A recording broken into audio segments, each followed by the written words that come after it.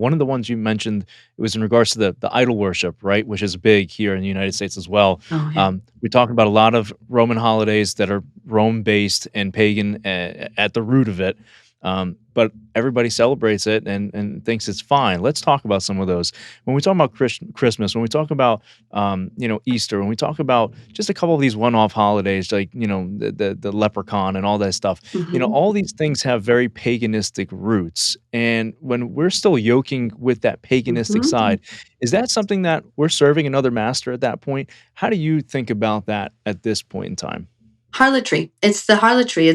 It's the committing adultery on God. He has a worship system. And see, the reason he says he took his temple and stuff away for a while was because we violated it. He goes, I hate your feast. You turned my feast into these horrible things because of your perversion. And so it's like trying to have a wife with a side chick or vice versa for the man and the woman. It's you can't eat at the table of demons and light. And Galatians 4 is very clear on that. It says, now that you know God, how is it that you're returning to days and seasons and things that were not of God, right? We know God, we should do his ways now. Why are we going back to pagan traditions that are not of God? What in the world does a bunny laying eggs have to do with Jesus? Oh, nothing, but it has everything to do with Ishtar, right? You won't find anybody of the believers in the Bible celebrating Easter, only the pagans. You won't find any believer in the Bible celebrating Christmas. That was a pagan god's celebration, the winter solstice, about Mithra and Saturnalia, all these things.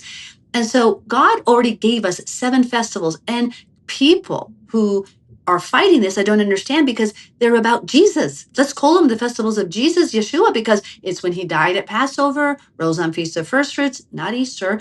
We got the Holy Spirit on Shavuot. We have the Feast of Pentecost when we got the Holy Spirit writing the law on our hearts and minds. We have the Feast of Trumpets when he returns, which, hey, is the only holiday we don't know the day or the hour of in advance. We have to wait for the new moon sighting in the 7th month of the biblical calendar. Then we have 10 days later, the day he judges the world but saves his people, and the Feast of Tabernacles, the marriage ceremony of the Lamb. I mean, these are about Jesus. Why is the church not doing these? So if we aren't doing his holidays, his ways, his Sabbath, we're in danger because the Antichrist is going to have a sign and God is going to have a sign. And we better keep God's sign. And he specifically says his Sabbaths are his sign. The converse sign would be the Antichrist system.